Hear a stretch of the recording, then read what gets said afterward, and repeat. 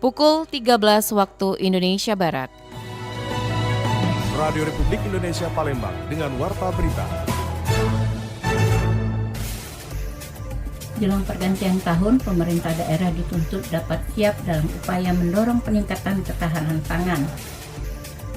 Lanal Palembang gelar simulasi bencana di kawasan Venue Dayung, Jakabaring.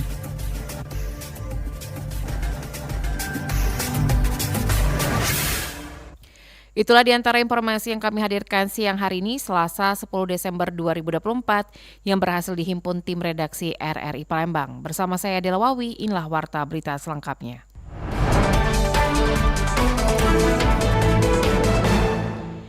Jelang pergantian tahun, pemerintah daerah dituntut dapat siap dalam upaya mendorong peningkatan ketahanan pangan melalui berbagai program yang dilakukan petani. Menjadi salah satu target program unggulan peningkatan ketahanan pangan oleh Presiden Prabowo, pengamat pertanian Sumatera Selatan Julian mengharapkan pemerintah daerah baik kabupaten maupun kota dapat mendukung program yang diharapkan oleh pemerintah pusat dengan kekuatan pangan bagi tanah air. Menurut Julian, baik pemerintah kabupaten kota harus menjamin seluruh produksi baik itu padi maupun perkebunan agar lebih optimal lagi. Julian menilai sejauh ini upaya yang dilakukan oleh pemerintah daerah khususnya di Sumatera Selatan sudah lebih baik. Namun kesiapan bagi pemerintah daerah sering tertinggal untuk peningkatan hasil pertanian maupun perkebunan. Bagaimana konsep CSA itu, Climate Smart Agriculture itu. Ya. Tapi petani juga jangan dibiarkan mereka. Peran pemerintah juga sangat penting supaya betul-betul membuat satu program yang tepat ya di lapangan.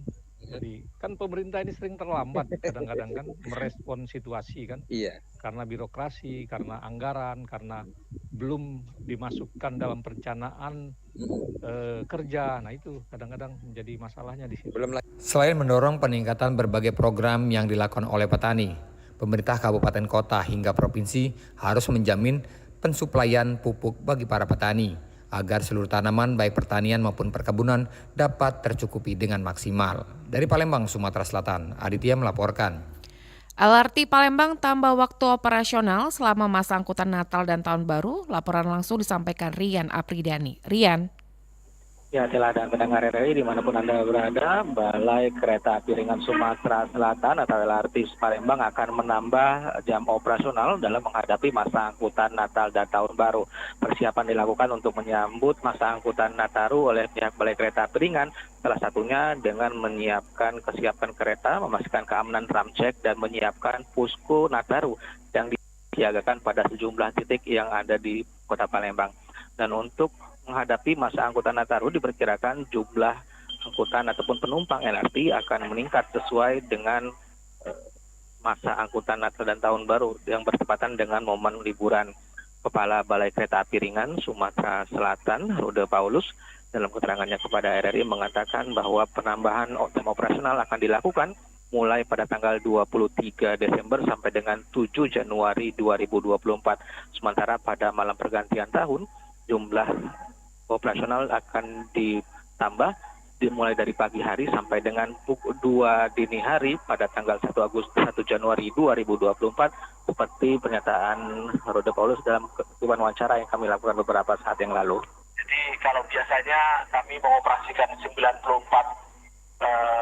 perjalanan dalam satu hari untuk angkutan Nataru dari periode 23 sampai dengan 23 Desember sampai dengan 7 Januari kita ada penambahan pelayanan, jadi menjadi 102. Ini harapannya di samping armadanya bertambah, kapasitas bertambah, waktu tunggunya juga semakin singkat. Selama ini kan kita laksanakan dengan 9 perjalanan per hari, waktu tempuhnya 47, waktu tunggunya jarak antar keretanya itu 18. Dan di tanggal 31 ya menjelang akhir tahun, pergantian tahun, kita akan operasikan sampai jam 2 pagi. Nah, karena aktivitas kita tahu gitu ya, di pergantian tahun biasanya masyarakat sampai melewati tanggal 1 jam 12 lebih itu kita akan siapkan dan nanti akan kita informasikan detail dari pengoperasiannya. Jadi mungkin frekuensinya nggak intens seperti pada saat jam operasi kita yang normal dari jam 5 sampai jam 9. Jadi nanti beberapa jam kita utamakan bisa mengakomodir, jadi sampai semua aktivitas kegiatan tahun baru nanti bisa dilaksanakan dan kita layani dengan termasuk fidurnya. Sementara itu juga pihak Balai Kereta Api Ringan Sumatera Selatan juga mengoptimalkan beberapa feeder yang ada. Sementara ini ada 7 feeder yang beroperasi untuk melayani masyarakat yang akan menggunakan jasa layanan LRT. Dan selama masa angkutan Nataru ini, pihak LRT juga memberikan layanan lainnya seperti layanan liburan dan edukasi bagi pelajar sekolah untuk bisa menikmati liburan selama masa angkutan. Demikian dari LRT Stadion Bumi Sriwijaya, Riana Pradina melaporkan kembali ke studio. Laporan langsung Rian Apridani mengenai LRT Palembang tambah waktu operasional selama masa angkutan Natal dan Tahun Baru. Pendengar, sementara itu jelang Natal dan Tahun Baru, jumlah penumpang di Terminal Damri masih terpantau normal dan belum ada peningkatan penumpang. Jelang perayaan Natal dan Tahun Baru, jumlah penumpang di Terminal Damri, kilometer 9 Palembang terpantau normal dan belum mengalami peningkatan signifikan, baik untuk angkutan kota, antar kota atau AKP, maupun antar kota dalam provinsi atau AKDP. Mengingat saat ini sebagian sekolah belum libur. Staf usaha Damri, Sahlin, memperkirakan bahwa puncak lonjakan penumpang diperkirakan akan terjadi pada 24 Desember, yang bertepatan dengan dimulainya libur Natal. Jika terjadi peningkatan penumpang yang signifikan, pihaknya akan menambah armada bus. Kalau tujuannya untuk sekarang ini masih dominan ke Pelabuhan Tanjung Api-Api menuju ke Pulau Bangka. Saat ini ada berapa penumpang ya Pak dalam satu angkutan bis itu Pak? Dalam satu angkutan itu ya penumpangnya dari kapasitas 45 seat itu bisa terisi hanya 17 penumpang. Baik Pak, untuk masalah harga tiket sendiri itu masih normal atau seperti apa Pak? Kalau Damri belum ada kenaikan Pak. Berapa Pak harga tiketnya? Harga tiketnya untuk ke Pelabuhan Tanjung Api-Api masih tarif 55.000. Kalau untuk ke ini Pak, kalau ke Jakarta? Ke Jakarta tarifnya masih 355.000. Sementara itu, Seriana, seorang penumpang, mengaku sengaja pulang lebih awal karena saat ini sudah memasuki libur sekolah. Ia berharap perjalanan kembali ke kampung halaman dapat berjalan lancar tanpa adanya hambatan, mengingat situasi masih terpantau normal. Serliana Octavia. Dari mana? Dari Bangka Barat. Dari Bangka. Baik Pak, saat ini mau kemana ini Pak? Mau ke Bangka. Ke Bangka. Itu ke Bangka itu tujuannya mau liburan atau pulang kampung? Pulang kampung. Emang di sini sekolah atau seperti apa Pak? Iya, di sini sekolah. Sekolah ya Pak ya. Untuk harga tiket masih tetap normal, yaitu 55.000 untuk tujuan Tanjung Api-Api, sementara untuk perjalanan ke Jakarta dengan harga tiket 355.000. Dari Palembang, Sumatera Selatan, Muhammad Irfan terus mengudara untuk Indonesia.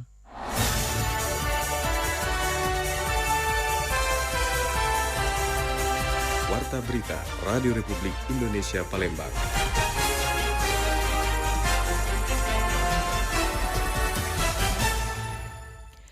Lanal Palembang gelar simulasi bencana di kawasan venue Dayung Jakabaring untuk memastikan kesiapan personil menghadapi bencana hidrometeorologi. Pangkalan TNI AL Lanal Palembang menggelar latihan Search and Rescue SAR dan penanggulangan bencana alam di venue Dayung Komplek Jakabaring Sport City Palembang, Selasa 10 Desember. Latihan SAR ini sebagai langkah memitigasi resiko bencana menghadapi musim hujan dan potensi cuaca ekstrim di bulan Desember. Komandan Lanal Palembang Kolonel Laut Faisal mengatakan, untuk memitigasi bencana perlu kesiapan menghadapi bencana, mengingat posisi geografis Indonesia yang rawan bencana alam.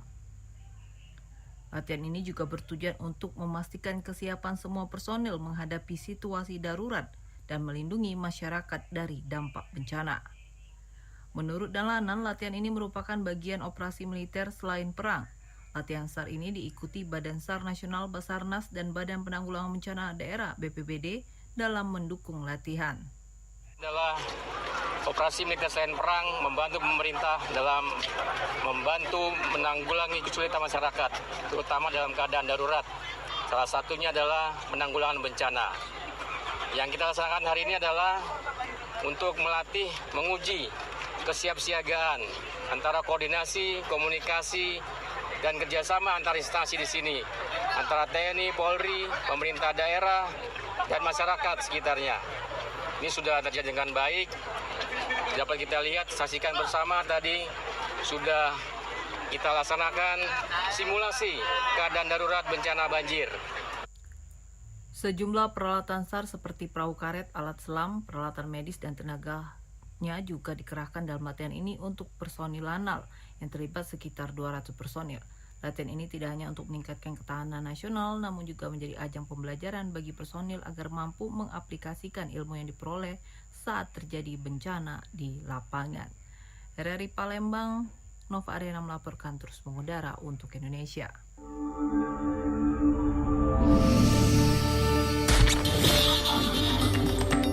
Berita Daerah Radio Republik Indonesia Palembang.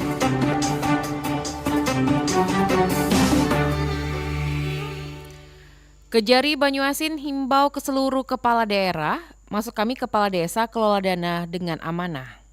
Saya sudah memberikan penyuluhan hukum ya kepada sekitar kurang lebih 288 kepala desa. Dalam momentum peringatan Hari Anti Korupsi Sedunia Harkodia 2024, Kejaksaan Negeri Kejari Banyuasin memberikan perhatian khusus kepada para kepala desa di Kabupaten Banyuasin. Kepala Kejaksaan Negeri Banyuasin, Raimun Hasdianto Sihotang, menegaskan pentingnya pengelolaan anggaran desa secara transparan dan profesional untuk menghindari praktik korupsi. Kegiatan yang digelar di Auditorium Pemkab Banyuasin pada Senin 9 Desember 2024 kemarin mengangkat tema bersama melawan korupsi untuk Indonesia Maju dan dihadiri oleh seluruh camat, lurah serta kepala desa se-Kabupaten Banyuasin. Raimun mengingatkan bahwa Banyuasin dengan wilayah yang luas memiliki tantangan besar dalam pengawasan, sehingga diperlukan komitmen bersama untuk menjauhi praktik korupsi. Raimun juga menyampaikan bahwa pihaknya telah memberikan penyuluhan hukum kepada 288 kepala desa di Banyuasin sebagai upaya preventif. Ia menekankan pentingnya pendampingan bagi para kepala desa dalam mengelola dana desa. Pendampingan ini melibatkan Inspektorat, Dinas Pemberdayaan Masyarakat dan Desa atau PMD, serta pihak terkait lainnya untuk memastikan tata kelola keuangan yang sesuai aturan. Bahwa jangan melakukan tindak pidana korupsi, bekerjalah dan ikhlas, moral yang ada, bahwa kalian dipilih oleh masyarakat sebagai ujung tombak di mana menuntaskan kemiskinan dan segala macam apapun, dan sesuai dengan amanat Bapak Jaksa Agung bahwa kepala desa itu harus didampingi di dalam pengelolaan keuangan desanya. Didampingi di dalam pengelolaan, bukan bersama-sama ya untuk mengelola keuangan, didampingi ya. Itu ada kata didampingi, bagaimana secara administrasi kita bersama-sama membantu untuk pengelolaan keuangan daerah tersebut bersama inspektorat, apip yang ada, bersama PMD dan siapa-siapa yang di situ yang berhubungan langsung. Melalui momentum Harkodia ini, Raimun mengajak seluruh kepala desa untuk memahami bahwa mereka adalah ujung tombak dalam pembangunan desa. Ia menekankan agar para kepala desa bekerja ikhlas demi mewujudkan amanah masyarakat dalam menuntaskan kemiskinan dan pembangunan yang berkelanjutan. Dari Kabupaten Banyuasin, Muhammad Maulana, RRI Pro 1 terus mengudara untuk Indonesia. Ibu rumah tangga warga Gunung Karto, Kecamatan Kikim, Timur Lahat melapor ke Polda Sumatera Selatan karena kehilangan kendaraan roda 4 dan mengalami kerugian 200 juta rupiah. Seorang ibu rumah tangga, Noni Kusmiana, 35 tahun, warga Gunung Karto, Kecamatan Kikim Timur, Kabupaten Lahat, kehilangan mobil sedan miliknya yang masih dalam status kredit, di mana mobil tersebut diduga telah dijual oleh teman yang bekerja di tempat jual beli mobil bekas. Menurut kuasa hukum korban, Hasanal Mulkan, tanda tangan klaim pihaknya dipalsukan oleh terlapor untuk menebus surat BPKB dari leasing. Kejadian ini berlangsung bulan April tahun 2024 lalu dan sempat dicoba untuk diselesaikan melalui jalur mediasi sebelum akhirnya dilaporkan ke Polda Sumatera Selatan. Korban awalnya menitipkan mobil sedan miliknya ke showroom milik terlapor berinisial VA di kawasan Celentang, Palembang untuk dijual. Ibu Noni ini kan menitipkan kendaraan sedan angkot kepada Pak PC tadi sehingga beberapa bulan untuk dijual kan. Namun setelah beberapa bulan mobil ini dilunasi di leasing Buana tanpa ada koordinasi dengan Ibu Noni suatu klien kita. Nah, seiring berjalan kendaraan ini PPKB-nya diambil dengan surat kuasa dipalsukan, ya kan? Dan surat permohonan dipalsukan yang diduga oleh PC tadi. Nah, jadi setelah itu mobil pun tidak tahu keberadaan sampai saat ini. Apakah dijual atau dipakai atau digadaikan kembali. Nah, ini yang jadi ini yang diduga sudah digelapkan oleh Pak PC tadi. Menurut Hasanal, mobil tersebut ternyata dijual tanpa sepengetahuan korban. Selain itu, terlapor juga memalsukan tanda tangan korban untuk mendapatkan BPKB yang masih berada di leasing. Akibat peristiwa tersebut, korban mengalami kerugian mencapai 200 juta rupiah. Saat ini kasus tersebut telah ditangani oleh Polda Sumatera Selatan. Lamsihar Silitonga melaporkan.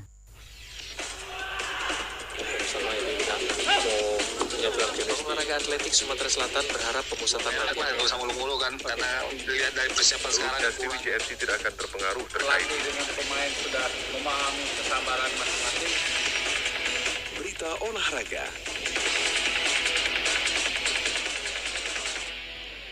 Pekan Paralimpik Pelajar Provinsi Sumatera Selatan menjadi ajang untuk mencari bibit atlet difabel muda potensial.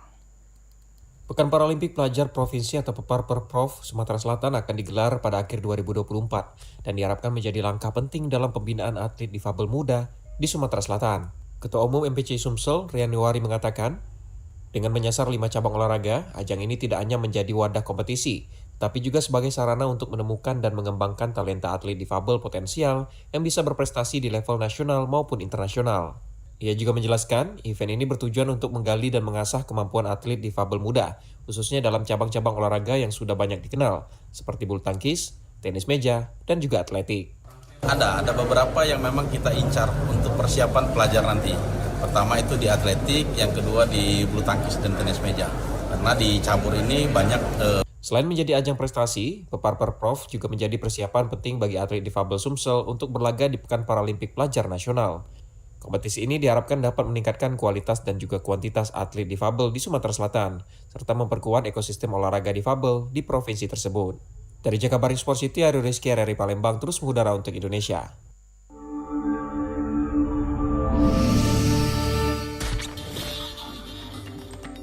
Berita daerah Radio Republik Indonesia Palembang.